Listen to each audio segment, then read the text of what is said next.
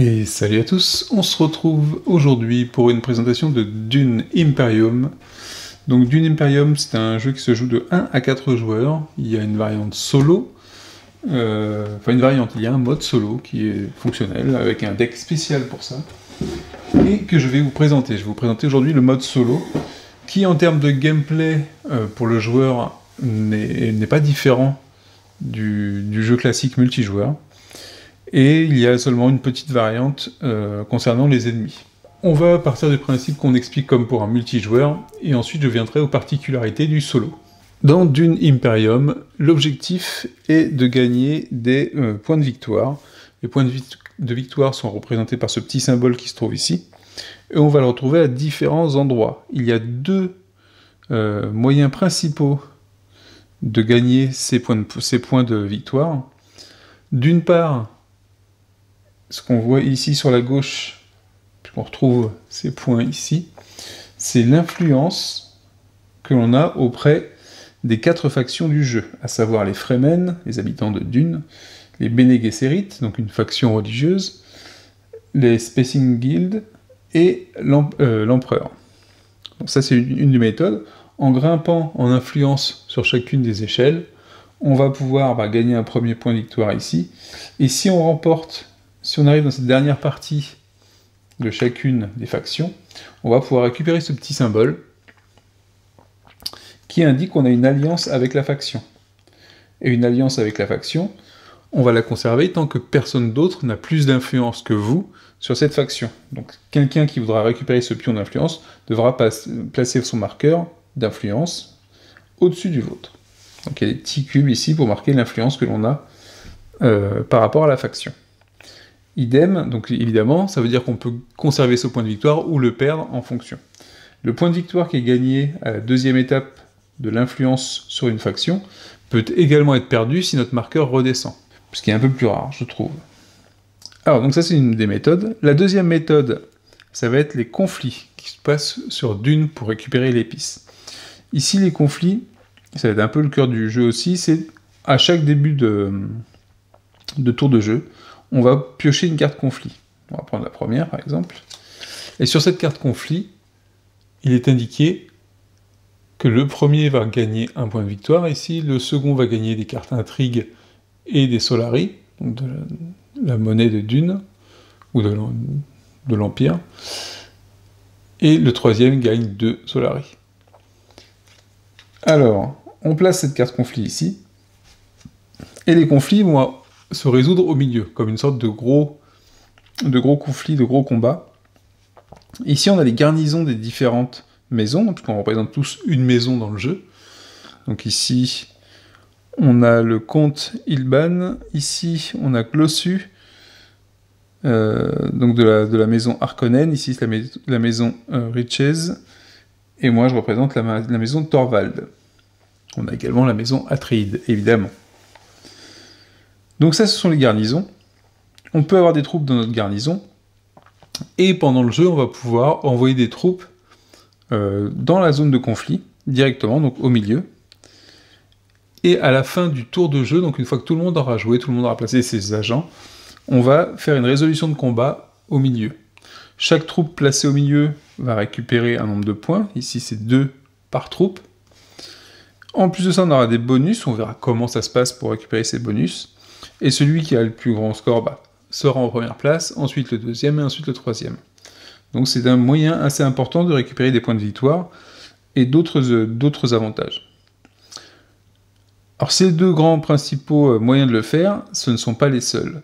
On va également avoir les cartes intrigues situées ici, qui vont faire différents effets dans le jeu, qui vont venir un peu court-circuiter les règles du jeu, ou du moins donner des petits avantages, à droite de temps en temps. Ces cartes intrigues, on va pouvoir les récupérer quand on veut, et on pourra les jouer au moment qui a été indiqué dessus. On a 3 types de cartes intrigues, je crois. On a le complot, le combat, donc ce sont des cartes qu'on pourra jouer au moment du combat, et on a des cartes de fin de partie sur lesquelles on peut notamment avoir des points de victoire. Mais on peut trouver d'autres... Dans des complots, on peut aussi avoir des points de victoire. Donc vous voyez que c'est également un moyen pour en récupérer. Et ce n'est pas tout, Mais c'est pas le principal, ce ne sont pas des directions principales sur lesquelles on peut aller. C'est ce qui pourra faire éventuellement une différence entre deux stratégies identiques ou deux stratégies proches pendant le jeu. On a également sur les cartes que l'on voit ici, sur le côté gauche, Spice Must Flow, donc avec le gros vert des sables ici. Quand on acquiert cette carte, on récupère un point de victoire. Donc on récupère des points de bonus ici. Donc voilà pour ce qui est du but du jeu et des tendances principales du jeu. Les points de victoire, à la fin de partie, comment elles se déclenchent? Si un joueur arrive à 10 ou plus, ça met fin à la partie. Si ce n'est pas le cas, on va avoir 10 tours de jeu qui sont représentés par les 10 cartes conflits qui sont ici. 2, 3, 4, 5, 6, 7, 8, 9, 10. Donc à la fin des 10 tours, on regarde qui est-ce qui aura le plus de points de victoire. Et celui qui en a le plus est déclaré vainqueur. Donc, je reviens à ma carte conflit. Le tour de jeu commence par cette révélation de cartes conflit. Ensuite, normalement, les joueurs piochent une main de 5 cartes. Donc là, j'ai 10 cartes dans mon deck, et je vais en piocher 5. 1, 2, 3, 4, 5. Et avant d'aller plus loin, je vais vous dire ce que c'est que Dune Imperium. C'est un mélange de placement d'ouvriers et de deck building. Alors, deck building, pourquoi? Sur les cartes que j'ai piochées, vous voyez que sur cette partie, ici, j'ai des petits symboles. Donc, soit des petits symboles classiques, soit des dessins qui correspondent aux factions qui sont sur le côté.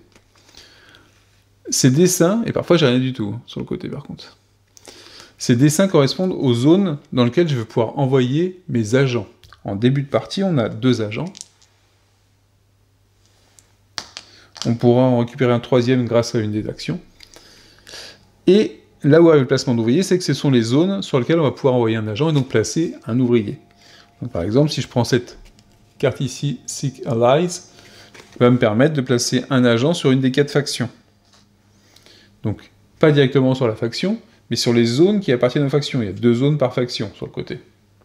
Donc je vais pouvoir choisir sur quelle zone de telle faction je vais me mettre. Donc là, on a les 4 factions, c'est simple, je peux choisir. Évidemment, par contre, chaque zone est à utilisation unique. On ne peut jamais mettre plus d'un agent, donc ce sont des agents et pas des ouvriers, on est un peu plus classe dans Dune. On peut mettre qu'un seul agent par zone. Sauf évidemment, si on a un pouvoir, si on a une règle, si on a une carte qui permet de faire le contraire. Donc ici, ce sont pour les factions, mais on a également les zones qui sont ici, donc par exemple ici que les zones de type bleu, marquées ici, et donc ce seront ces zones qui sont ici, avec le petit symbole bleu juste au-dessus. Ou alors on a ici, on peut aller sur le bleu, sur le triangle jaune c'est ces zones-là, là, celle-là, et les 2 qui sont au-dessus. Et on a également le vert, qui correspond donc au conseil, qui se trouve au-dessus. Donc quand je vais vouloir faire mon action de placement, en fait, je vais jouer une carte pour le faire. C'est ma carte qui va donner les lieux sur lesquels je suis autorisé à aller, qui va valider mon choix de destination. En plus de ça, chaque carte a 2 parties en dessous. Donc une partie claire, une partie gris clair, une partie foncée, bleu foncé.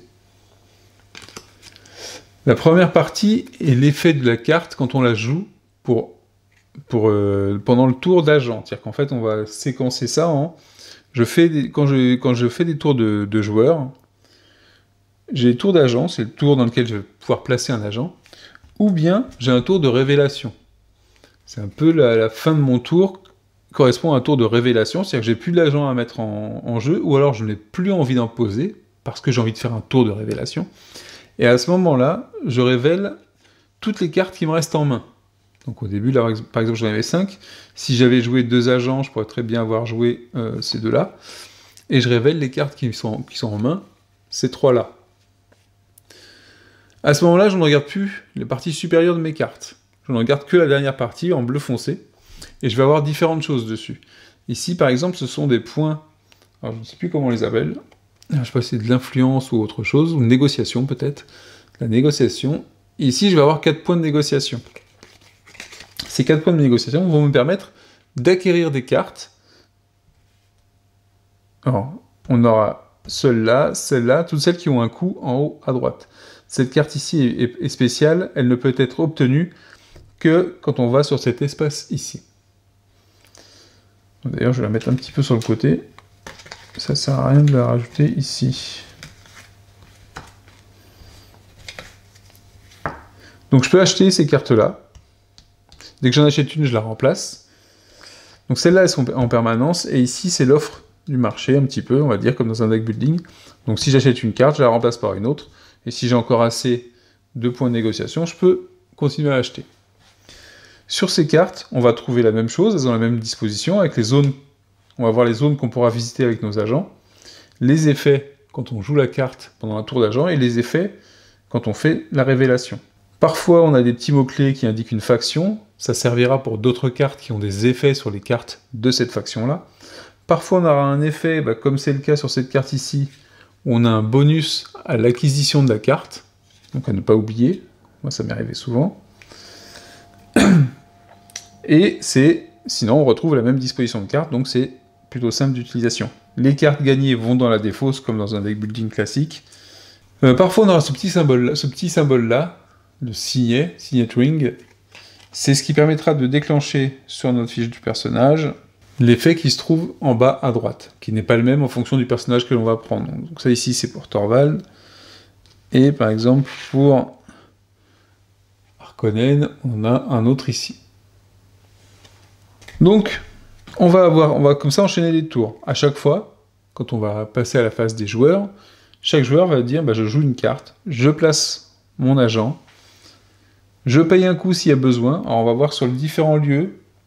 Parfois, quand il est sur la gauche, quand il y a un indicateur, c'est que c'est un coup. Ici, c'est 2 épices. Ici, 6 épices. Ici, c'est 2 Solari, 4 Solari. Donc, en orange, l'épice. En gris, les Solari. Parfois, c'est de l'eau. On a besoin de payer de l'eau. Et une fois, sur une des zones, ici, on a besoin d'avoir 2 influences sur la faction des Fremen. Ici. Sinon, le reste... Et ici, on pourra vendre de l'épice, donc il y a marqué un point d'interrogation, on pourra mettre un certain nombre d'épices pour récupérer des Solari. Donc, après avoir placé l'agent sur la zone, on paye le coup s'il y a besoin, de toute façon, sinon on ne peut pas y aller, et on récupère la partie qui est à droite. Donc à chaque fois, selon les zones, on a différents gains en fonction de l'action. Parfois, ce sera une carte intrigue, parfois ce sera de l'épice, parfois on pourra piocher les cartes de notre deck. Je vais venir après sur les armées, parce que c'est une règle un petit peu spéciale pour les armées.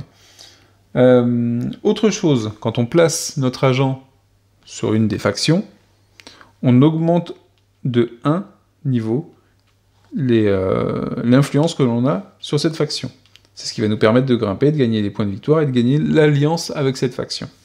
Donc comme dans tout placement et pose d'ouvrier, un emplacement qui est pris, on ne peut pas y aller. Donc même si on a une carte pour le faire, on ne pourra pas y aller. Pour les armées, comment ça se passe? Donc les armées, on a vu au départ du jeu, on a des armées en garnison. Donc là en mode solo, j'ai pris un mode facile. Il n'y a que moi qui ai des armées en garnison, les rivaux n'en ont pas. Mais quand on joue un agent sur une zone où il y a un petit cube, ici c'est un cube d'armée, on a le droit de placer les cubes qu'on récupère par cette action, les cubes, on peut tous les placer dans la zone de conflit au milieu. Ou alors en garnison.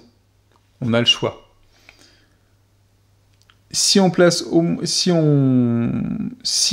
la récupération de l'armée se fait sur un terrain avec les 2 épées croisées, ce qui est le cas sur cette zone-là, celle-là, toutes celles qui sont sur dune quasiment, on a celle-là aussi. À ce moment-là, que j'ai gagné ou pas une armée, parce que ici par exemple je ne gagne pas d'armée, mais c'est bien un terrain de combat, un terrain de conflit. Je peux ramener 1 ou 2 armées de ma garnison sur le conflit, le fait d'avoir mis un agent ici. Donc ça veut dire parfois je pourrais gagner des armées et les mettre, et en plus prendre 1 ou 2 armées de ma garnison. Parfois je pourrais gagner des armées, mais elles seront directement dans la garnison, mais pas sur un lieu de combat, donc je ne pourrais pas mettre d'armées en conflit. Il n'y a que les actions sur des zones de combat qui pourront nous amener à mettre les armées gagner ici, et éventuellement une ou deux armées de la garnison au milieu. L'intérêt ici, c'est de pouvoir augmenter sa force et être premier du conflit, en fin de tour des joueurs. Les autres zones spéciales, qu'est-ce qu'on va avoir? Ici, on gagne de l'eau. Ici, on peut revendre de l'épice, donc.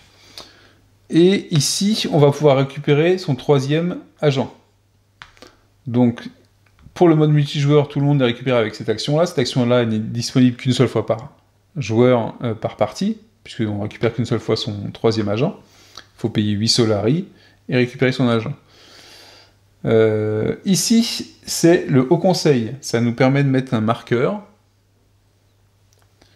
et siéger au Haut Conseil. L'intérêt de siéger au Conseil très tôt dans la partie, c'est que systématiquement, à la phase de révélation, quand on va pouvoir acheter les cartes, on aura 2 points de négociation de base, en plus de ce qu'on va avoir sur nos cartes de révélation. Ici, le Fold Space permet de récupérer cette carte-là. L'intérêt de cette carte-là, c'est un one-shot, hein, c'est qu'on peut aller voir tous les emplacements. Par contre, celle-là, ensuite, on pioche une carte et on supprime la carte du jeu. Il y a un effet trash, donc poubelle, sur les cartes du jeu, qui consiste donc à sortir la carte du jeu complètement et l'éliminer pour réduire le deck, comme dans tous les deck building, pour affiner son deck et le rendre optimal. Dernier point de ce placement, avant de passer à la partie solo, c'est qu'ici on a des petites bannières, et les petites bannières correspondent aux petits marqueurs qu'on a chacun, pour chacun des personnages. Les conflits vont avoir des noms de zones de conflit, donc là c'est skirmish, donc c'est pas trop ça, mais est-ce que je vais voir... Voilà, on a par exemple ici Battle for Carthage, et donc Carthage c'est un lieu qui est ici avec une petite bannière. On l'aura également pour Arakin et Bassine, ici.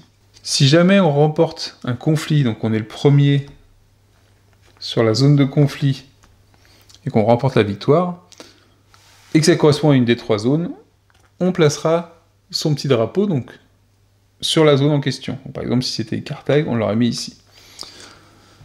Quand, par la suite, nous-mêmes ou les autres joueurs iront placer un agent sur cette zone-là, on récupérera le bonus. Ici, c'est 1 Solari. Ici, c'était une épice, et ici, c'est 1 Solari. Mais en plus de ça, donc ça pourrait être nous ou d'autres joueurs, hein. Mais en plus de ça, si jamais par la suite un conflit arrive à nouveau sur Carthage, sur la même zone, automatiquement on peut ajouter directement en zone de conflit une armée. Ça correspond un peu à la défense qu'on aurait laissée sur place dans la zone. Et c'est un avantage à ne pas négliger. Ça vous fait quand même 2 points de base de force pour le conflit, et ça permet d'avoir déjà de la présence dans le conflit par rapport aux autres joueurs. Il n'y a pas d'autre chose. Si en fin de tour, donc une fois qu'on aura résolu les combats, quand on va faire une sorte de refresh, quand on va récupérer les... Avant de récupérer d'ailleurs les agents qui sont sur le plateau, les zones où il y a le vert, ici, on va leur ajouter de l'épice si jamais il n'y a pas d'agent. Donc si sur les 3 zones, par exemple, il n'y a pas d'agent à la fin du tour, on va rajouter une épice ici, une épice là, une épice là. S'il y avait un agent ici, on rajouterait une épice que ici. C'est un bonus d'épices qu'on a sur la zone. Le tour de jeu, donc c'est quoi? On révèle un nouveau conflit, on pioche ses mêmes cartes, donc ça c'est tout le monde en même temps. Ensuite, on prend, tous les joueurs jouent, et chacun, à son tour, à partir du premier joueur, qui est signalé par ce marqueur-là, va prendre un tour d'agent ou un tour de révélation.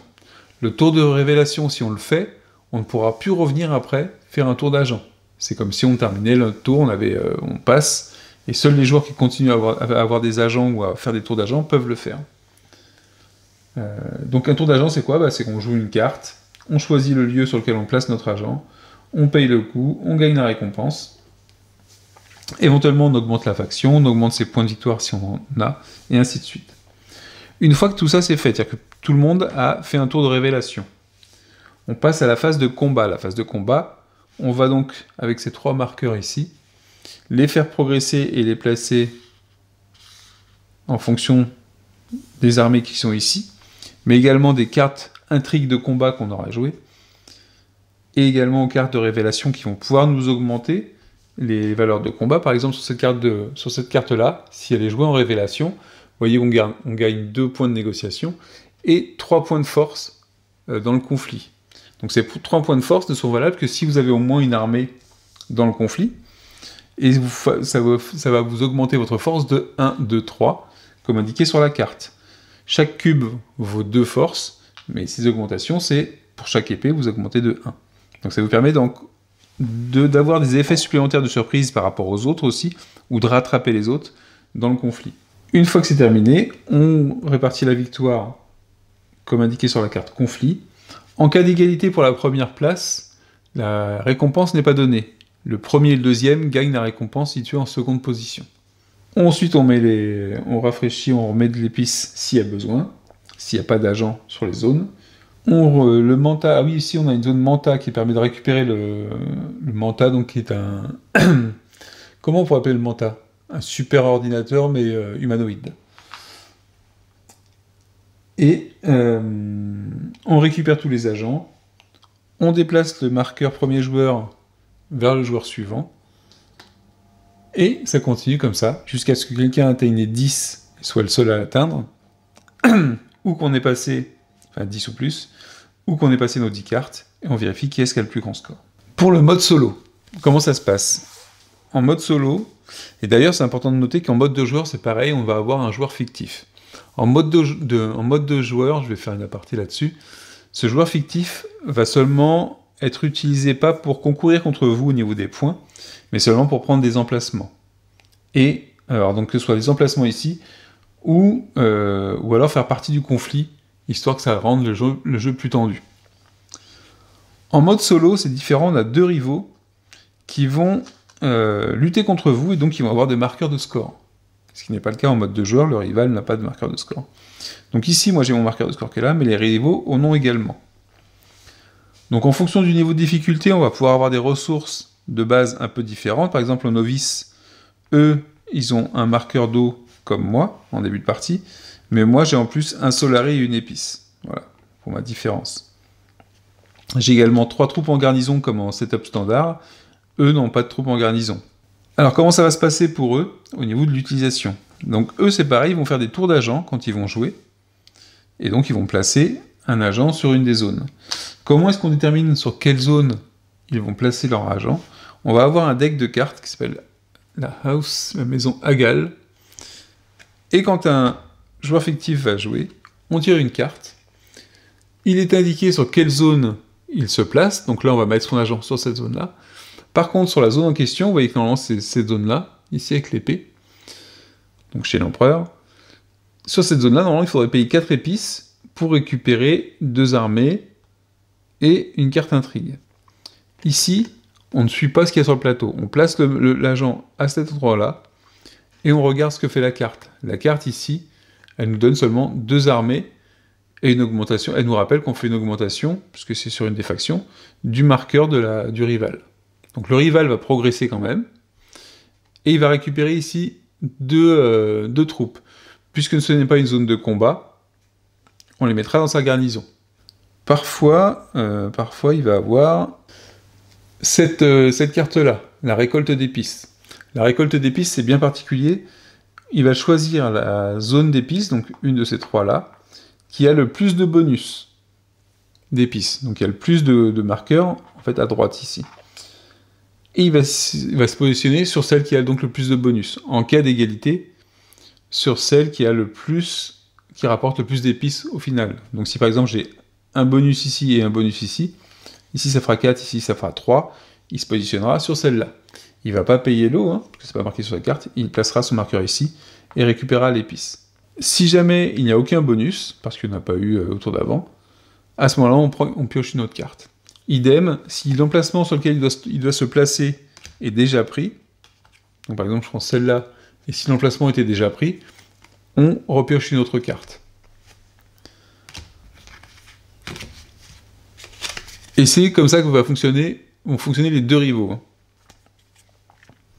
A noter aussi que pour les combats, dès qu'ils peuvent, donc si leur agent se trouve sur une zone de combat, s'ils peuvent, ils ramènent jusqu'à 2 troupes sur la zone de conflit. Donc, ce qui fait qu'ils vont être tendus sur le conflit systématiquement, et c'est pas plus mal, parce que c'est quand même un des points importants du jeu aussi, de gagner le conflit. Et ça vous force, vous, si vous êtes dans un tour où vous étiez plutôt sur autre chose, à faire attention au conflit, pour pas laisser progresser trop rapidement les rivaux. Sur leur fiche de personnage, seule la partie avec la bague, que je vous ai montré tout à l'heure, va fonctionner. Le pouvoir qui se trouve à gauche n'est pas utilisé. Et pour leur troisième agent, c'est aussi un peu particulier. Donc nous, en solo, on récupère toujours en allant faire notre action là-haut. Par contre, eux, de leur côté, donc vous voyez qu'eux, ils n'ont pas de gestion de deck building, de deck ou quoi que ce soit. Hein. Eux, de leur côté, pour les agents, ils vont les récupérer au bout d'un certain nombre de cartes qui est indiqué par la difficulté choisie dans le jeu. Donc par exemple, c'est au bout de 5 cartes, après 5 cartes en mode novice, après 4 cartes en mode vétéran, et après 3 cartes en mode expert. Alors moi, normalement, ce qu'ils disent dans le jeu, c'est de les placer des pions, et mettre les cartes par-dessus. Je trouve ça un peu casse-gueule, donc ce que je fais, c'est que je coupe mon deck après les 5 cartes. 1, 2, 3, oui, c'est la première qui est déjà posée. Et je le mets à l'envers la suite. Et dès que je vois la carte qui est à l'envers, à ce moment-là, je sais que les deux rivaux vont gagner leur troisième agent. Et après, on fera... donc, voilà la différence qu'il y a pour les rivaux, hein, c'est un deck. Et tout ce qu'ils doivent gagner, c'est par le deck. Par contre, en plus des points de victoire qu'ils pourraient gagner par l'influence sur les maisons, ils vont gagner des ressources. Donc ils vont gagner de l'eau, ils vont gagner de l'épice et des solaris. Et dans leur cas, eux, et des cartes intrigues aussi. Et comme c'est indiqué ici, au bout de 3 cartes intrigues, ils vont gagner un point de victoire, et on enlèvera les cartes intrigues. Au bout de 3 eaux, ils vont gagner un point de victoire, au bout de 7 solaris, un point de victoire, et au bout de 7 épices, un point de victoire. Et c'est ce qui va les faire progresser très rapidement aussi dans le jeu. Et c'est contre ça qu'on va devoir lutter. Donc, ça les fait monter progressivement, enfin rapidement, je trouve, dans les points de victoire, mais c'est aussi un moyen pour nous de vérifier et de checker leur progression. C'est-à-dire qu'on va voir potentiellement qu'ils vont avoir bientôt 3 os ou bientôt 7 épices. Et ce sera un moyen pour nous de dire, bah, si on veut bloquer l'endroit où ils peuvent récupérer des épices, par exemple, on allait en récupérer, parce que si jamais on enlève tous les bonus, bah, on sait qu'ils n'iront pas se placer sur les épices, parce qu'ils n'y vont que s'il y a des bonus. Bah, ça peut être un moyen pour nous de contrer cette chose-là. Donc voilà, vous avez la mécanique de Dune, et la mécanique du mode solo, je crois que j'ai rien oublié du tout. A noter que quand on arrive le premier sur la faction ici, on récupère un bonus. Donc ici c'est une carte d'intrigue, ici de l'eau, ici les solaris et la haute des armées. Que pour récupérer le marqueur alliance, il faut être au-dessus du marqueur d'un rival. Donc c'est plus difficile, puisque le premier qui arrive dans la section qui permet de gagner le jeton, il va arriver juste ici. Le suivant, il faut qu'il arrive au moins au-dessus du rival. Enfin, au moins au-dessus du jeton qui est là. Donc ça nécessitera une avancée supplémentaire sur la faction. Et je crois que vous savez tout et qu'on va pouvoir passer à la partie directement. Ciao, ciao!